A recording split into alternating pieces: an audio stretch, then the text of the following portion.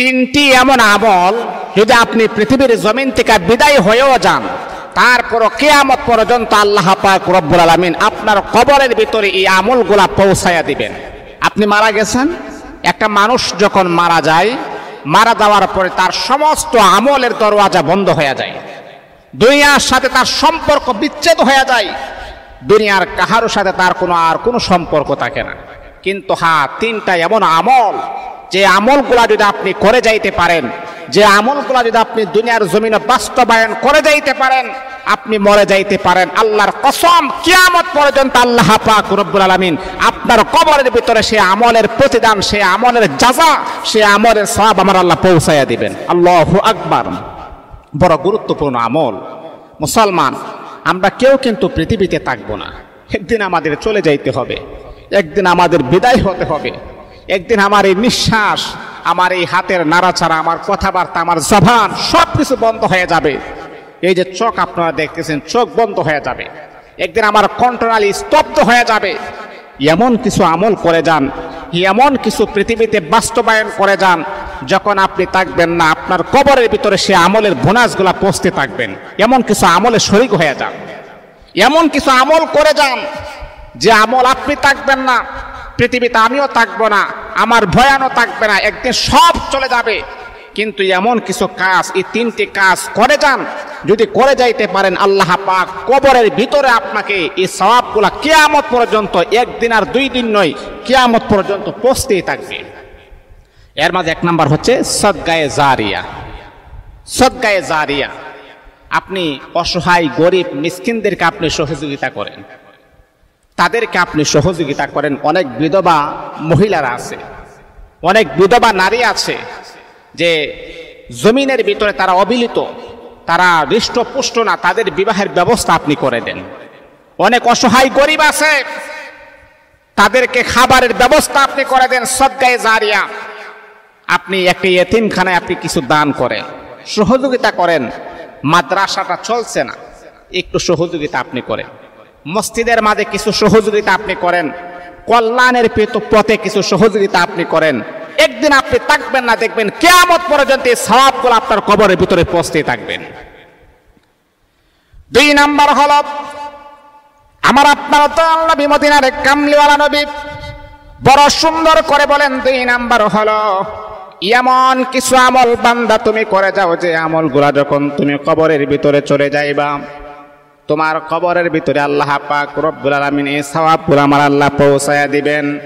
এরে আল্লাহর বান্দা, শোনো শোনো, একদিন আর 2 দিন নয়, কিয়ামত পর্যন্ত আমার আল্লাহ পৌঁছায়া দিবেন।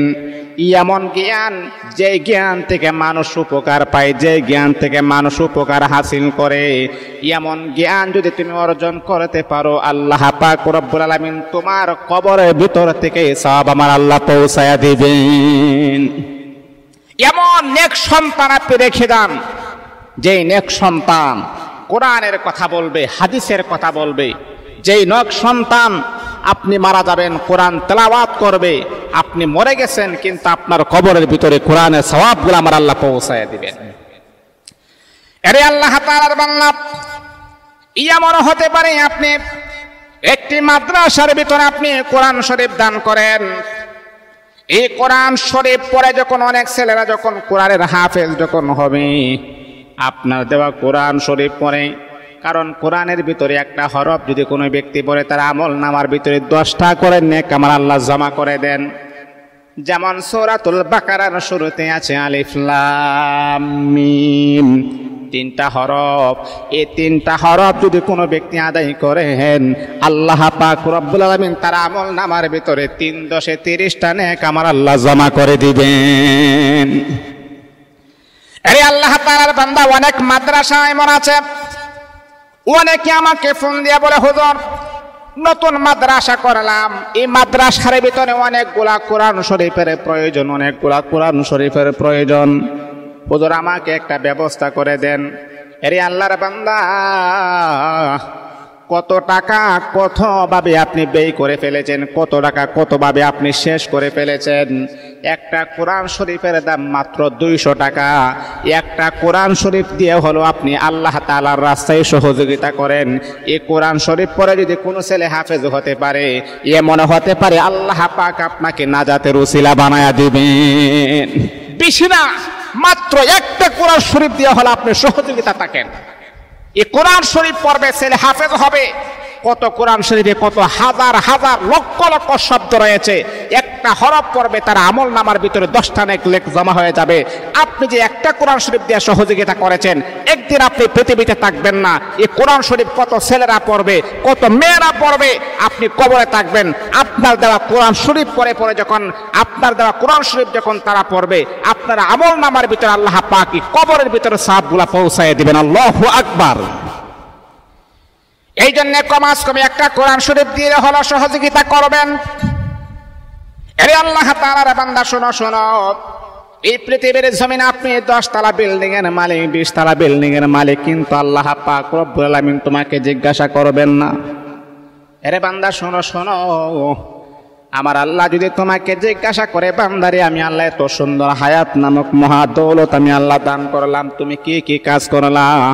আরে আল্লাহর বান্দা, যদি একটা কোরআন শরীফ দিয়ে হলো যদি সহযোগিতা করেন, কমাস কম আল্লাহ পাকের কাছে কথা বলতে পারবেন, রব্বুল আলামিন দুনিয়াতে অনেক টাকা পয়সার মালিক আমাকে বানায় দিয়েছ, হে রব্বে কারীম, তোমার জন্য আমি আল্লাহ কোনো কিছুই করতে পারি নাই, কিন্তু রব্বে কারীম আল্লাহ তোমার মাদ্রাসা ইয়াতিমখানার ভিতরে আমি 50টা অথবা 60টা কোরআন শরীফ হাদিয়া দিয়েছি। 50 জন ছেলে অথবা 100 জন ছেলে এই কোরআন শরীফগুলো পড়তেছেন, তাদের হাদিয়ার বিনিময়ে আমার কবরটাকে তুমি জান্নাতি বানায়া দাও। এর চাইতে উত্তম সওয়াব আমার তো আর জানা নাই। যদি আপনারা সহযোগিতা করেন তাহলে ডেসক্রিপশনে নাম্বার দেওয়া আছে, এই নাম্বারে বিকাশ আছে পার্সোনাল। আপনারা যদি পারেন একটা কোরআন শরীফ দিয়ে হলো সহযোগিতা করবেন, বেশি না, একটা কোরআন শরীফ দিয়ে হলো সহযোগিতা করবেন। এইরকম একটা ইম্পর্টেন্ট একটি সওয়াব থেকে আমরা কেউ যেন বঞ্চিত না হয়ে যাই। মুহতারাম হাজিরিন, এটাই হচ্ছে সদকায়ে জারিয়া, এটাই হচ্ছে উত্তম নেক আমল। 3 নাম্বার হচ্ছে আল্লাহ রাসূল বলেন, এমন নেক সন্তান রেখে দিয়ে যাও যে সন্তান আপনি মারা গেল এই সন্তান আপনার জন্য দোয়া করবেন, আপনার জন্য ক্ষমার জন্য প্রার্থনা করবেন। এই 3টা আমল মানুষ যদি মারাও যায় কিন্তু তার কবরের ভিতরে আমরা আমলগুলা পৌঁছায়া দিবেন। এই জন্য মুহতারাম হাজিরিন, আল্লাহ পাক আমাদেরকে 3টে আমল